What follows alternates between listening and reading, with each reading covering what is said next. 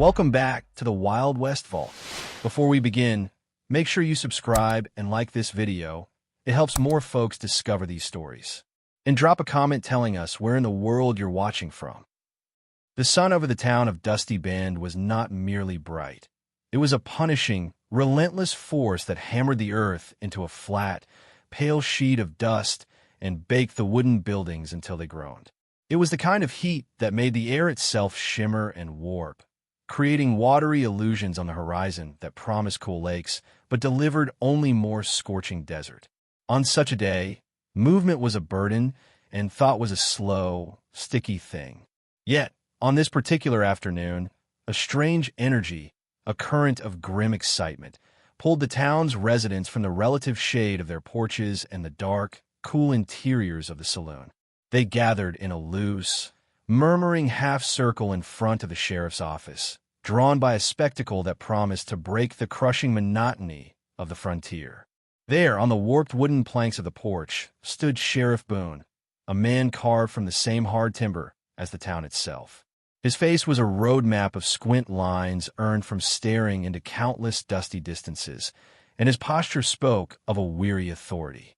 His hand rested, not with threat, but with habit, on the well-worn handle of the revolver at his hip. But he was not the main attraction.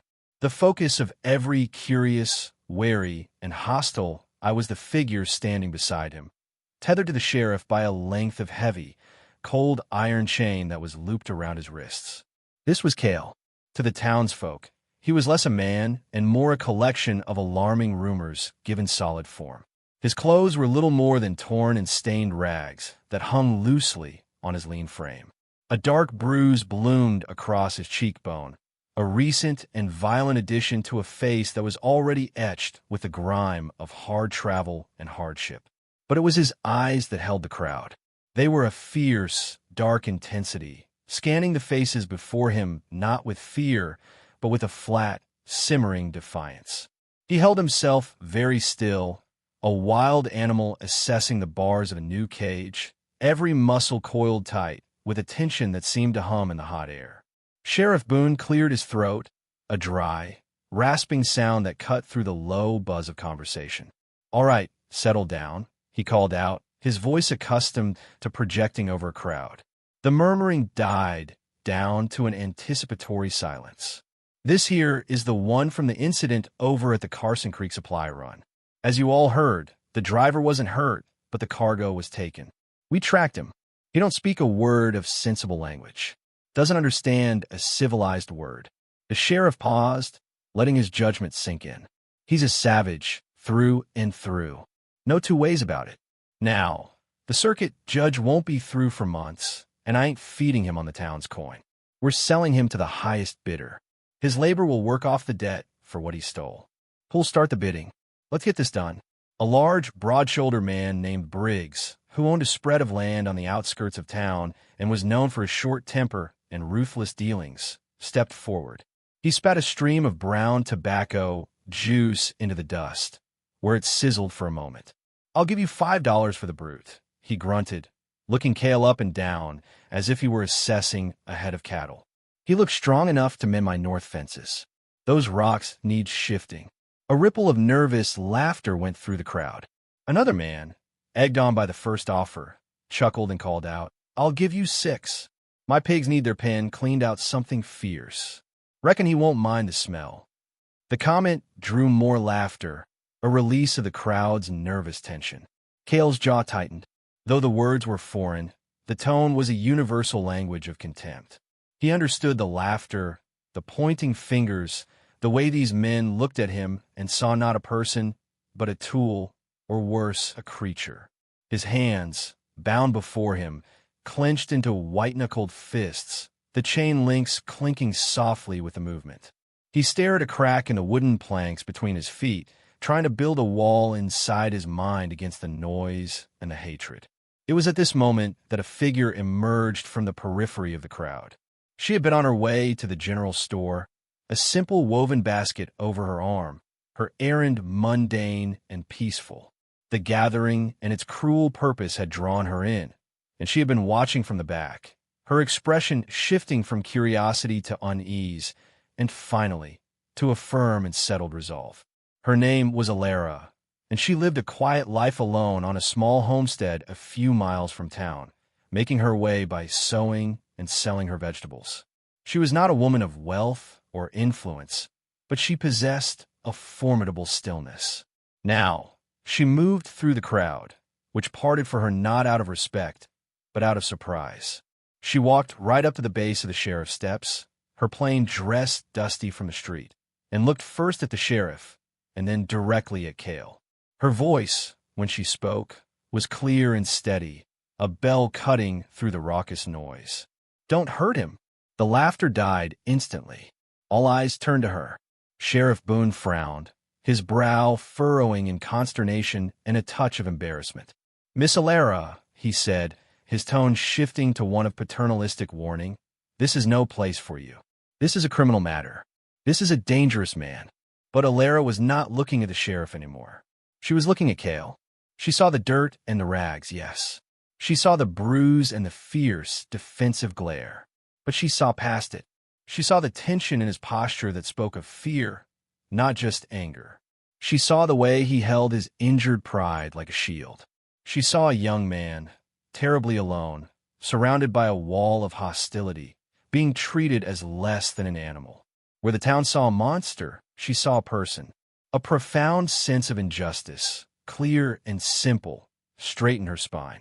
She took a deep breath, pulling from a well of courage she didn't know she possessed, and addressed the sheriff, but her words were for everyone. "I'll buy him." A stunned silence fell over the crowd. It was so complete that the faint whisper of the hot wind could be heard stirring the dust. Briggs was the first to break it, snorting with derisive laughter. "You? What does a seamstress need with a wild man? You can't put him to work sewing dresses. You're a fool wasting your money, lady. A kind heart will get you killed out here." Elara ignored him. She kept her gaze level with the sheriff's, though her heart was hammering against her ribs. She walked up the steps, reached into the small purse she carried, and counted out the meager sum she had brought for supplies, money she could not afford to lose. She placed it in the sheriff's surprised hand. Then she turned to face the crowd, her chin held high. She looked at the faces, at Briggs's sneer, and then her eyes found Kael's once more. "Call him savage all you want," she said, her voice ringing with a conviction that brooked no argument. "I see a man worth saving." The chain was unlocked from a sheriff's wrist and handed to her. It felt shockingly heavy and cold in her hand. She did not pull it. She did not tug him like a dog. She simply held the links, turned, and nodded toward her simple wooden wagon hitched to an old, patient horse at the end of the street. "Come," she said, her voice now soft, meant for him alone. Utterly bewildered, his mind reeling from the sudden, shocking shift in his fortunes, Kael hesitated for only a second. The fierce light in his eyes dimmed, replaced by a deep, wary confusion. He took one step, then another, the heavy chain dragging in the dust behind him, following the woman who had seen something in him that no one else had. The crowd watched them go, a silent, stunned audience to an act of grace they could not begin to understand. The journey from Dusty Bend to Elara's homestead was a long, silent passage through a world of stark and empty beauty. The dust of the town gave way to hard, sun-baked earth, dotted with tough, spiny plants that seemed to thrive on the harshness of the land. The wagon wheels creaked a steady, monotonous rhythm, a sound that was soon joined by the softer crunch of Kael's footsteps walking beside the wagon. The heavy chain he still wore dragging through the dirt and rock, scoring a faint, meandering line in the earth behind them like the trail of some wounded creature. Elara did not make him walk. She had gestured for him to ride in the back, but he had refused, his posture rigid with a pride that had not been broken by the auction block. So she drove the old horse, Oakley, at a slow walk, and he followed, a silent, brooding shadow in the wagon's dust. He watched her back, the set of her shoulders beneath the simple fabric of her dress, expecting at any moment for the mask to slip. He anticipated a sudden stop, a sharp command, the cold click of a lock. This kindness was a trick, a prelude to a different, more private kind of cruelty. He had known little else. People gave only to take more later. Yet, As the miles unspooled behind them, she never once turned to check on him with suspicion. She never gripped the reins tighter, as if nervous. She simply guided the horse, her attention on the well-worn path ahead, granting him the space of the vast, open sky and the empty land, a silence that was not filled with threat, but was merely quiet. When they finally arrived, the homestead revealed itself not as a fortress or a compound of industry, but as a place of simple, honest effort. A small, neat cabin with a smokehouse off to the side stood facing a larger garden, its rows marked out with careful precision, though some were struggling against the relentless weeds. A corral held a few chickens pecking at the dirt, and a small barn, its door hanging slightly askew, housed Oakley's stall. It was a place that spoke of one person's constant, solitary battle against the wilderness, a battle that was neither winning nor losing, but simply ongoing. Elara brought the wagon to a halt near the cabin and finally turned to look at him. Her face was calm, her eyes holding none of the crowd's mockery or the sheriff's stern judgment. She pointed not to the barn or a tool shed, but to a smaller, secondary cabin, its windows shuttered but its structure sound. "This is for you," she said, her voice even and clear. She walked to the door, pushed it open to show a single room containing a narrow cot with a wool blanket, a small table, and a wash basin. It was sparse, but it was clean and it was shelter. It was his. The concept was so foreign it momentarily stalled his thoughts. She then went to her own cabin and returned with a bowl of stew from a pot that had been simmering over her low fire, its rich smell of meat and herbs a stark contrast to the gruel he had been fed in the sheriff's cell. She placed it on the table inside the cabin along with a cup of clean water.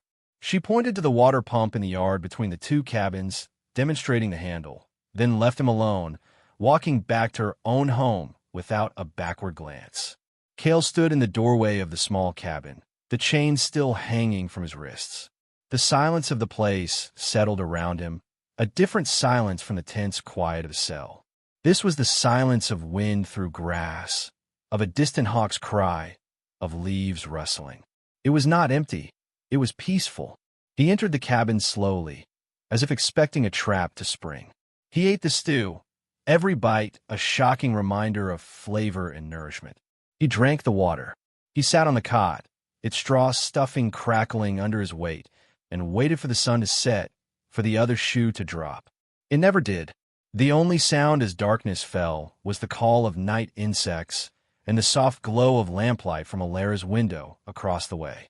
The next morning, he awoke to the sound of birds and the first light of dawn piercing through the cabin's single window. The chain was a cold weight on his legs. He emerged cautiously to find Elara already in her garden, kneeling in the dirt, her hands busy among the leaves. She was carefully pulling certain plants from the soil and placing them in a pile beside her, while gently patting the earth around others. She did not call to him. She did not gesture for him to come and work. She was simply absorbed in her task. Kael watched from his doorway, his instincts warring. This was work. Work was what was expected. Work was what he was bought for. Yet she had not demanded it. The confusion was its own kind of prison. Finally, driven by a need to understand the rules of this new, strange game, he walked slowly across the yard. He stopped at the edge of the garden, his presence silent but large. Elara looked up, her face shaded by her bonnet. She did not startle. She looked at him, then at the weed in her hand, then pointed deliberately to the pile of discarded plants. Then she pointed to a healthy, thriving green plant nearby and gently touched its leaves. She was not ordering. She was teaching. She was showing him what to keep and what to pull. The simplicity of the communication, devoid of the confusing and hostile words of men, was a language he could understand. Slowly, hesitantly, he knelt in the dirt on the opposite side of the row. The earth was cool and damp beneath his knees. He found a plant that looked like the one she had discarded and carefully pulled it, roots and all, and placed it on the pile. He looked up at her. Elara watched, her eyes critical for a moment. Then she gave a single, firm nod of approval. A small, almost imperceptible sound, something like a grunt of acknowledgement, escaped him. He did not smile. She did not press him to. They worked in that same heavy silence for over an hour, side by side, but not together, two solitary figures under the widening sky, connected only by the shared, simple understanding of a task well done.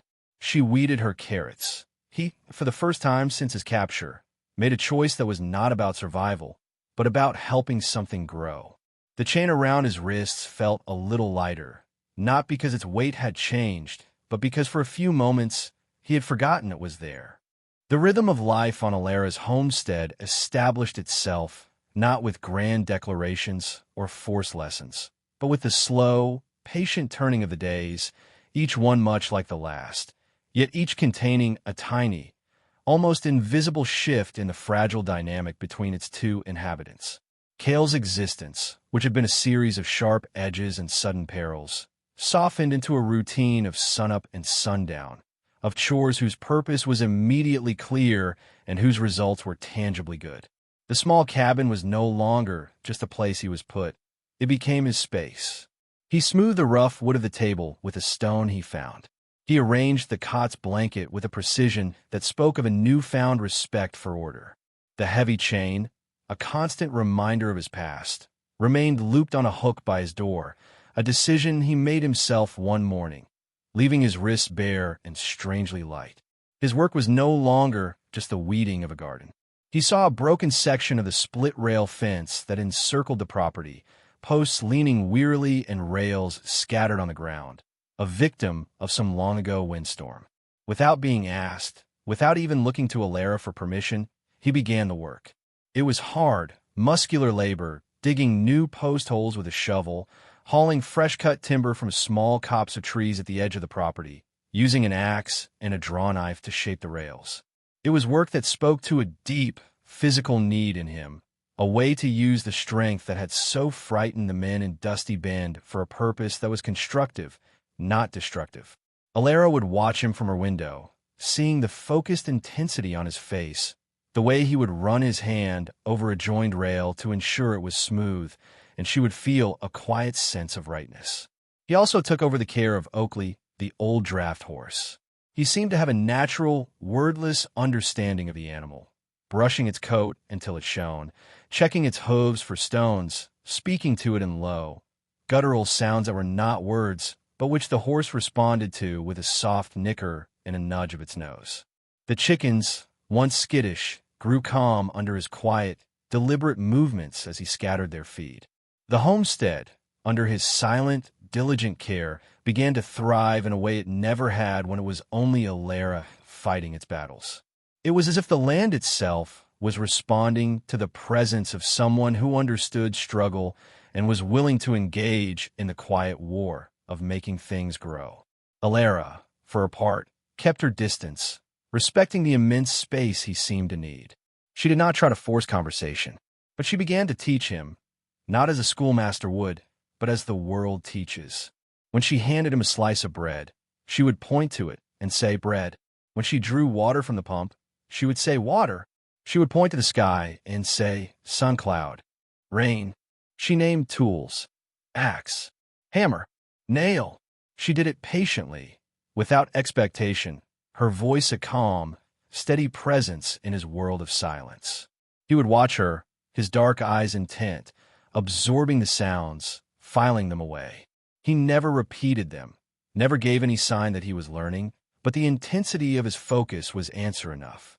The change, when it came, was not a gentle turning of a page, but a sudden, violent storm. It began in the afternoon, with the sky to the west deepening from blue to a bruised, ominous purple. The wind, once a gentle breeze, picked up, carrying a sharp, electric smell and a fine grit of dust that stung the eyes. Elara, seeing the signs, hurried to secure shutters and bring tools into the barn. Kael helped, his movements quick and efficient, his head tilted as he listened to the growing roar of the approaching weather.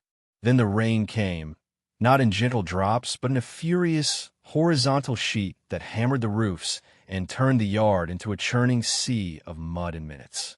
The wind howled, tearing at the buildings, and a brilliant fork of lightning split the sky, followed by a crack of thunder that seemed to shake the very ground.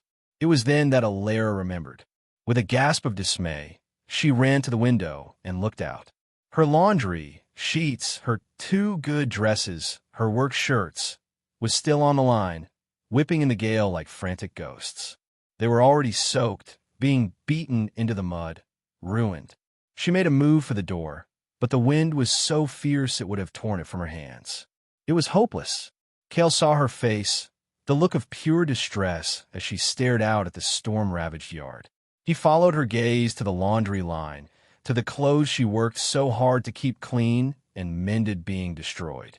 He did not think. He did not weigh the danger or the futility of the act. He saw a thing that mattered to her being harmed, and a deep, instinctual urge to fix it, to protect it, surged through him. Before she could even cry out to stop him, he wrenched the door open and plunged out into the maelstrom. The force of the wind and rain was shocking, a physical blow that staggered him. The mud sucked at his boots. He fought his way across the yard, his shirt instantly plastered to his skin, his hair streaming water into his eyes. The laundry line was thrashing wildly, the wet fabric heavy and snapping like whips. He grabbed at it, fighting the wind for control, pulling the sodden, muddy sheets and clothes free from the pins, gathering the entire ruined, sopping bundle into his arms. He turned and slogged back through the deepening mud, his head down against the stinging rain, his entire world reduced to the struggle of putting one foot in front of the other and protecting the burden in his arms. He stumbled onto the covered porch, dripping a small river onto the planks. He was breathing heavily, water streaming from him in rivulets. Elara stood in the doorway, her hand over her mouth, her eyes wide with a mixture of alarm and awe. Kael stood there, a statue of utter dedication, holding the bundled, muddy, but safe laundry. He looked at her, his chest heaving, and in his eyes was not the fierce defiance of the auction block, nor the wary confusion of his first days, but something new, a simple, earnest desire to have done right. He met her gaze, and in a voice raw from disuse, strained from effort, and thick with a new language, he spoke a single, hard-won word. It was the word for what he had just done, the word for what she had done for him. Save, he said. The word hung in the air between them, louder than the fading thunder. Elara did not move for a long moment. Then, tears, warm and sudden, welled in her eyes, mingling with the rain droplets on her cheeks. A smile broke across her face, a sunrise of pure, unadulterated joy. She stepped forward, not to take the laundry, but to look at him, truly seeing the man who stood before her.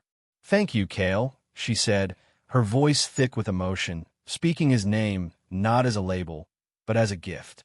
From that day on, the silence was broken. He began to try. The words came slowly, awkwardly, shaped by a tongue and used their sounds. Water, pump, horse, eat, fence, good. Each one was a hard-fought victory, offered to her like a precious stone. And she was there, patiently repeating, correcting gently, her smile a constant reward. The chain on the hook by his door began to gather a fine layer of dust, forgotten. A new connection, forged in the heart of a storm, had been made, and it was stronger than any iron.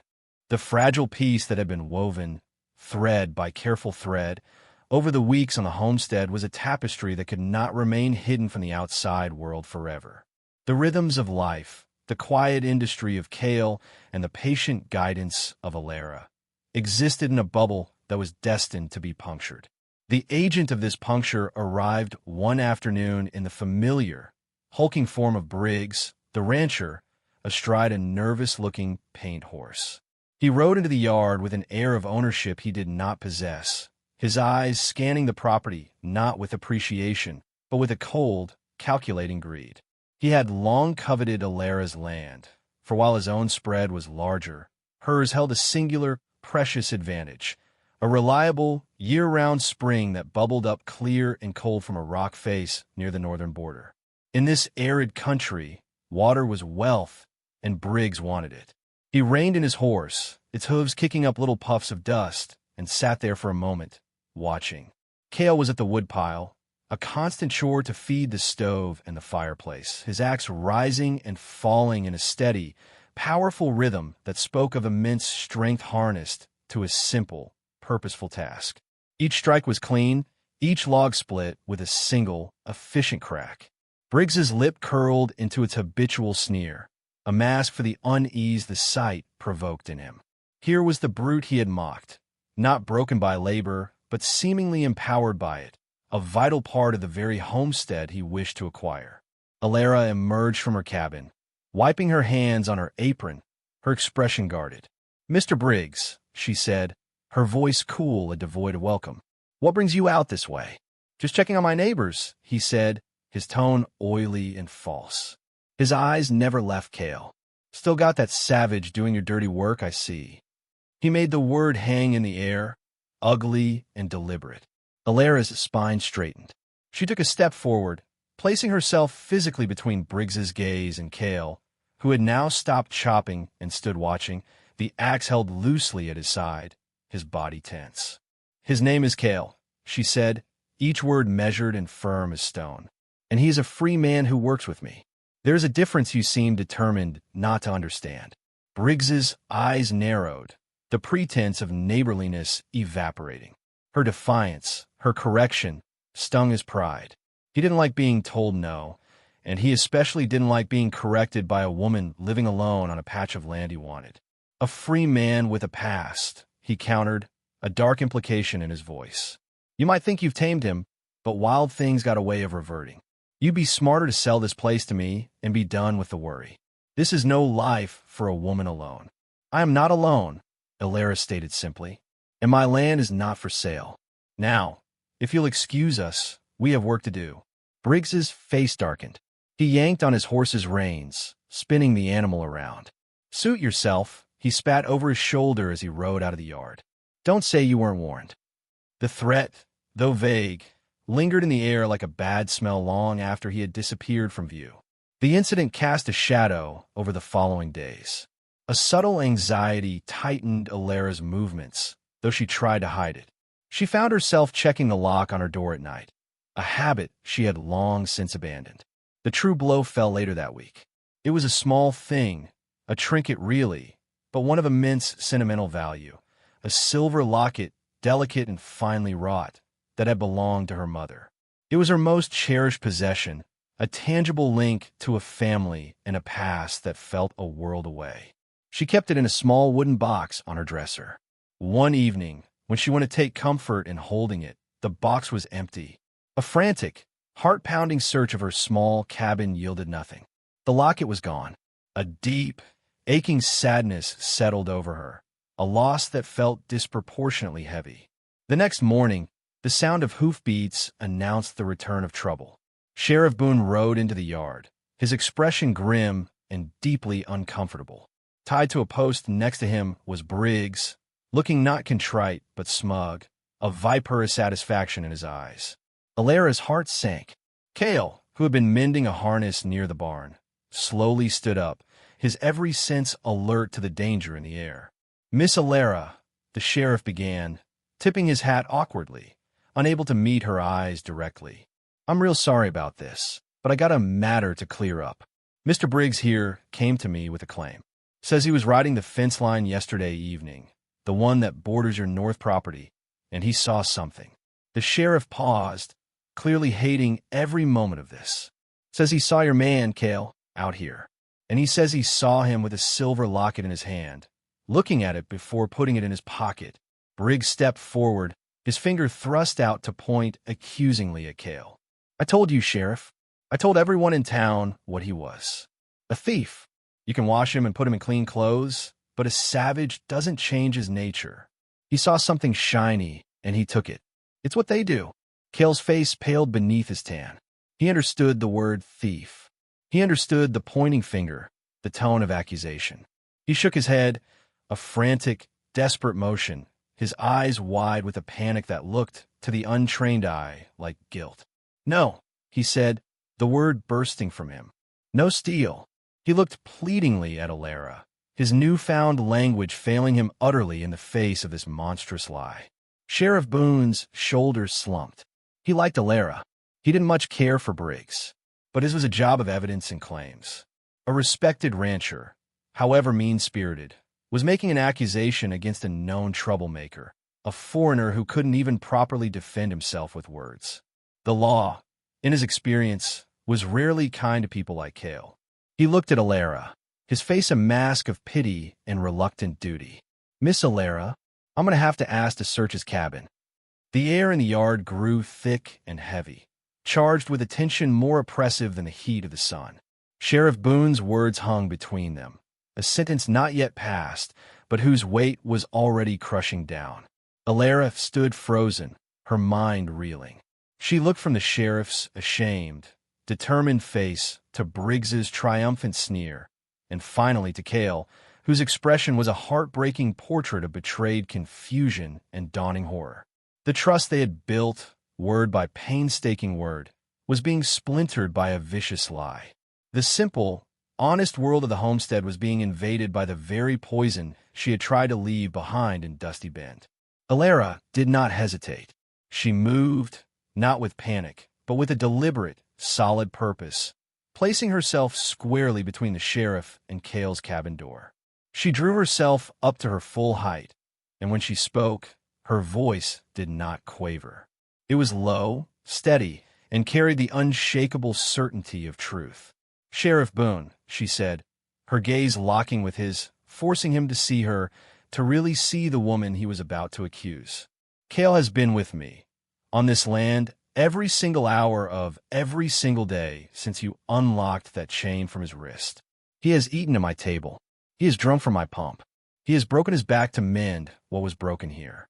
He has not set foot in my cabin uninvited, and he has never, ever taken a thing that was not freely offered. He is a good man." She turned her head slightly, her eyes cutting toward Briggs, and her tone grew colder, sharp with a disdain she made no effort to hide. "You were so quick to blame him because he is different. You did not look for the truth. You saw a chance to hurt him, and through him, to hurt me, because I will not sell you my land. That is the only theft happening here, Mr. Briggs. You are trying to steal my peace and this man's freedom." Briggs's face flushed a mottled red. "Those are mighty fine words for a woman sheltering a criminal. The facts are plain. My word against his. And who do you think the circuit judge will believe?" He blustered, but Elara's unwavering calm was undermining his performance. The sheriff looked deeply torn, the conflict clear on his weathered face. He was a man of simple loyalties, and Elara's honest defense was pitted against the easier, more conventional path of believing a property owner. The standoff might have continued. The sheriff might have been forced to make a terrible choice, had nature not chosen that precise moment to intervene in its own quiet way. Oakley, the old draft horse, had been grazing contentedly near the woodpile, his long tail swishing at flies. Boredom or curiosity prompted him to amble over toward the small, neat stack of split logs Kael had just finished. He nudged at a piece of wood near the bottom of the pile with his soft, velvety nose, a casual, absent-minded gesture. The log, not yet settled firmly, shifted. It rolled a few inches, dislodging another smaller piece of kindling. And there, where the log had been, something caught the relentless afternoon sun and flashed with a brilliant, unmistakable silver gleam. The flash was so bright, so out of place amongst the brown and gray of the wood and dirt, that everyone's eyes were drawn to it at once. For a moment, no one moved, stunned into silence by the simple, undeniable truth of it. Elara was the first to break the spell. She walked slowly to the woodpile, her heart hammering now not with fear, but with a soaring, vindicating hope. She knelt in the dust, her hand trembling slightly as she reached into the space between the logs. Her fingers closed around the cool, familiar shape of her mother's locket. The chain was tangled, caught on a rough splinter of wood. She understood in an instant. Days ago, she had been carrying an armful of firewood into the cabin. The locket's chain, fragile and old, must have snagged on a log without her noticing, been pulled from her neck, and fallen, instantly buried by the subsequent pieces of wood she stacked on top. It had been here all along, waiting for a horse's nuzzle to reveal it. She stood up, the silver locket lying in her palm, catching the light. She turned and presented it to Sheriff Boone, not with triumph, but with a profound, weary sadness. She said nothing. She didn't need to. The evidence was irrefutable. Briggs's mouth opened and closed, but no sound came out. His arrogant bluster evaporated, leaving behind a pale, sweating visage of pure shame. He looked from the locket to the sheriff's rapidly darkening expression, to Elara's accusing eyes, and finally to the ground, unable to bear the weight of his own malicious falsehood. Sheriff Boone let out a long, slow breath, a sigh of immense relief and deep regret. He removed his hat and ran a hand through his hair. He looked at Briggs with a disgust that was far more powerful than anger. "Well, Briggs," he said, his voice dangerously quiet. "It seems the facts weren't so plain after all." He turned to Elara and Kael, and his posture was one of sincere apology. "Miss Elara, Kael, I'm deeply sorry for this. I should have known better." He looked back at Briggs, his official tone returning. "I think you'd best leave this property now, and I'd advise you to stay well away from it from now on. We'll be having a talk about making false claims back in town." Thoroughly humiliated, Briggs turned on his heel and virtually fled to his horse, scrambling into the saddle and kicking the animal into a gallop without a backward glance, kicking up a cloud of dust in his frantic retreat. The sheriff tipped his hat to Elara one more time, a gesture of deep respect, and mounted his own horse. "Again, my apologies," he said, before turning and riding slowly back toward Dusty Bend, leaving behind a silence that was once again their own. Elara walked over to Kael. The fear had left his eyes, replaced by a dazed relief. She held out the locket to him, not to give it, but to show him, to include him in the resolution. "See," she said softly. The truth found its way. Kael looked at the locket, then at the spot where it had been hidden, and finally at Elara. He understood. He had seen the entire play, the lie, the defense, the unexpected discovery, the victory. He gave a single, slow nod. He was learning about justice, and he was learning about truth. And he was learning that the woman before him would stand like a mountain between him and a storm. The last of the walls around his heart, walls that had been built by men like Briggs, crumbled to dust, blown away by the clean wind of her unwavering faith. The profound peace that followed Briggs's humiliation was a deeper, more settled thing than the tentative quiet that had come before. It was a peace earned through trial, a trust forged in the fire of a false accusation and cooled in the clear waters of truth. Kael moved through his days with a new lightness, a sense of belonging that was no longer questioned, not even in the quietest corners of his own mind. The homestead was not just a refuge, it was his home. He worked the land with a proprietary care, his hands healing the scars of neglect, his efforts now flowing from a well of loyalty and gratitude, not just a desire to earn his keep. Elara, too, felt the shift, the constant, low-level worry that had been her companion for years. The fear of being alone, of being vulnerable, had receded, replaced by a solid, comforting knowledge that she was no longer fighting her battle solo. They were a team, a wordless partnership built on actions, not speeches.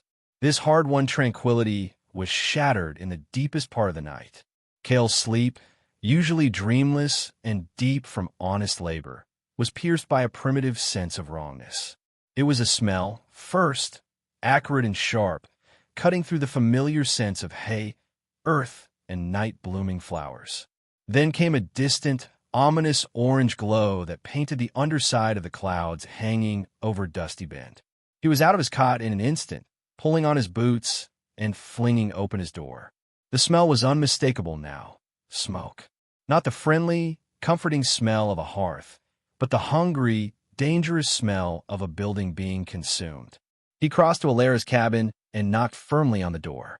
"Fire!" he called out, the word still strange on his tongue, but its meaning terrifyingly clear. "Down!" Elara was at the door in moments, her shawl pulled tight around her nightdress, her face etched with alarm. Without a word, they moved together with a frantic efficiency, harnessing a bewildered Oakley to the wagon in record time. The ride to town was a nightmare journey through a dark landscape illuminated by the growing inferno ahead. The usual chirping of crickets was drowned out by a new, terrifying sound, the distant roar of flames and the faint, panic cacophony of human voices. When they arrived, the scene was one of pure chaos. The general store was a raging pillar of fire, flames leaping and dancing against the night sky, sending showers of sparks swirling high into the air. The wind, which had been still during the day, had picked up a hot, greedy breath that fanned the flames and sent them licking toward the nearby church and the small schoolhouse. The townsfolk were a disorganized swarm of desperation, forming a bucket brigade from the town well, but their efforts seemed pathetic, a few cups of water thrown against a vast, thirsty beast. The heat was immense, pushing everyone back, their faces streaked with soot and despair. Kael did not join the bucket line immediately.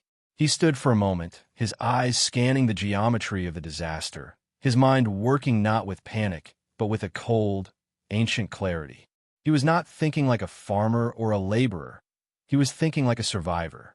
He saw the path of the flames, how the wind was carrying embers toward the dry, wooden shingles of the schoolhouse. He saw the connected sheds and fences that would act as a bridge for the fire. He remembered a lesson from a different life.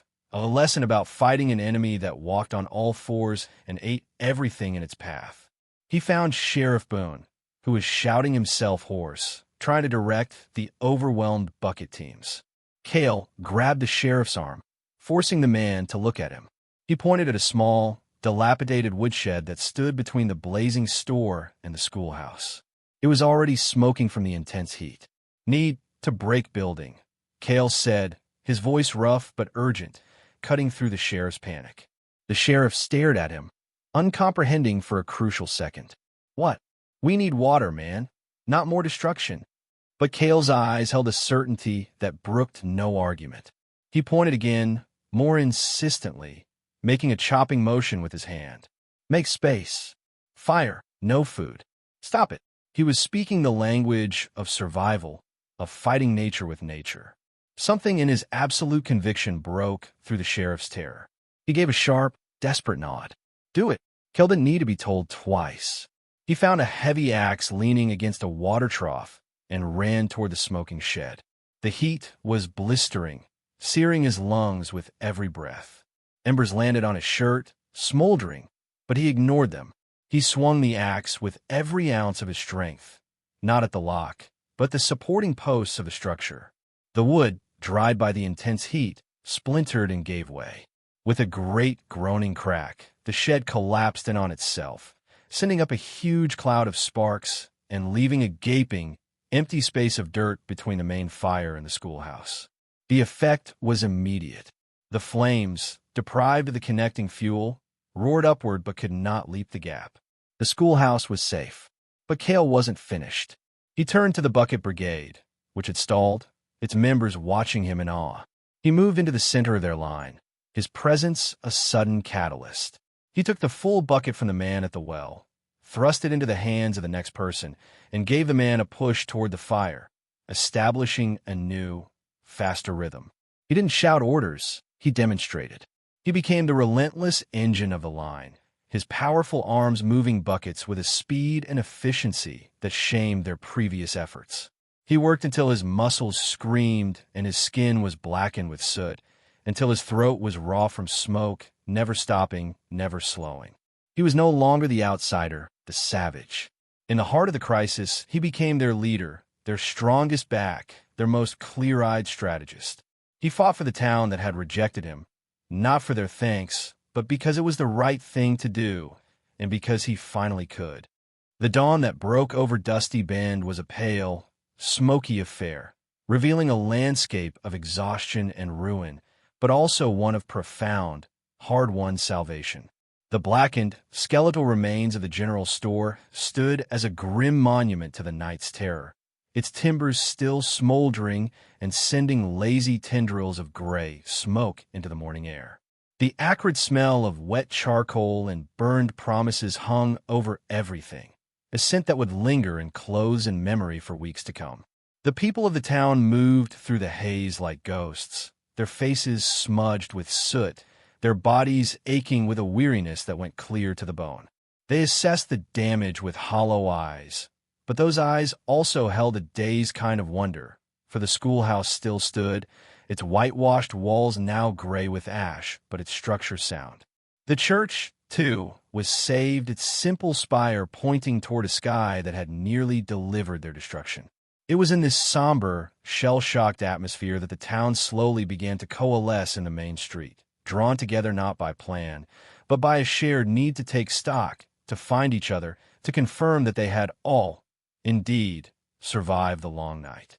They stood in small, quiet clusters, speaking in low murmurs, their gestures tired. Sheriff Boone moved among them, his own exhaustion evident in the slow drag of his boots, but his head was held higher than it had been in years. He had witnessed something that had shaken him to his core, and he knew a reckoning, a moment of necessary truth, had arrived. He climbed onto the base of the town's dry water pump, a makeshift stage that put him just above the gathered crowd. He removed his hat, holding it over his heart in a gesture of uncommon respect. The simple action drew every eye. The murmuring ceased, leaving only the faint crackle of dying embers from across the street. "People of Dusty Bend," he began, his voice rough from smoke and emotion, but carrying clearly in the hushed air. "We've seen a terrible thing this night. We've lost a good business. We've come face to face with a fear that'll haunt us. But we are here. Our families are safe. Our children's school still stands." He paused, letting the magnitude of that fact settle over them. Then he turned, his gaze searching the crowd until it found the figure he was looking for. Kael stood slightly apart, near Elara's wagon, his head bowed, looking as if he wished to disappear into the ground. He was still covered head to toe in a fine black ash, his clothes torn in places from the frantic work, a vivid testament to the battle he had fought. The sheriff pointed a steady finger toward him. "We owe a great debt of thanks. Last night, a man we once feared, a man we misjudged and treated poorly, a man I, myself, put chains on." His voice faltered for a moment, thick with shame and admiration. "That man proved he was the bravest among us. He saw what needed doing when the rest of us were lost in the panic. He put his own life on the line to create a firebreak that saved our school. Then he worked harder than any 10 men to put the rest of the devil out. He saved our town. A silence, deeper and more potent than any that had come before, followed the sheriff's words. It was a silence of collective memory, of faces seeing the soot-stained man not as the savage from the auction block, but as the relentless, powerful figure who had moved through the hellish glow of the fire, a steady force in the center of the chaos. They saw him anew. Looks of shame, of gratitude, of stunned respect passed between them. Then a movement came from the edge of the crowd. Briggs stepped forward. His head was down, his shoulders slumped, the arrogance and bluster utterly drained from him. The events of the fire had burned away more than just wood. It had scorched the lies and the pettiness he had clung to. He stopped a few feet from Kael, unable to meet his eyes directly, staring instead at the dusty ground between his boots. He swallowed hard, the sound audible in the quiet. "I was wrong about you," he mumbled, the words forced out, a painful but necessary admission. "What you did, I couldn't have done it. I am sorry." It was not a grand speech, but it was real. It was the unvarnished, difficult truth. Kael looked up. He saw the bowed head of his former accuser. He heard the simple, stark apology. He did not smile. He did not nod in forgiveness. He simply looked at Briggs for a long moment. Then his gaze swept over the faces of the townsfolk, seeing not a mob, but a group of people, flawed and frightened, but capable of change. Finally, his eyes found Elara, who stood by her wagon, her hands clasped tightly together, tears of pride making clean tracks through the ash on her cheeks. In her face, he saw the whole journey reflected: the auction block, the quiet cabin, the garden, the storm, the false accusation, and now this. He saw the woman who had seen the man worth saving long before he had ever existed. He gave her a single, slow, almost imperceptible nod. It was enough. The spell broke. People began to murmur again, but the tone had changed. It was warmer, softer. A woman brought him a canteen of water. A man clapped him gently on the shoulder, a wordless gesture of thanks. He was no longer a prisoner or an outsider. He was a friend, a neighbor, a hero. Elara walked over to him, her heart so full it felt it might burst. She had saved him from a life of chains and hatred, but he had saved her right back, from loneliness, from danger, and from the belief that kindness was a weakness. He had given her family. Kael looked around at the saved buildings, at the people beginning the long process of cleanup, at the sunrise burning away the last of the night's smoke. The chain was gone, left to gather dust on a hook miles away. The past was just a story now. He had a home. He had a family in Elara. He was, in every way that truly mattered, finally and completely free. He had not just been saved. He had learned how to save, and in doing so had found his place in the world.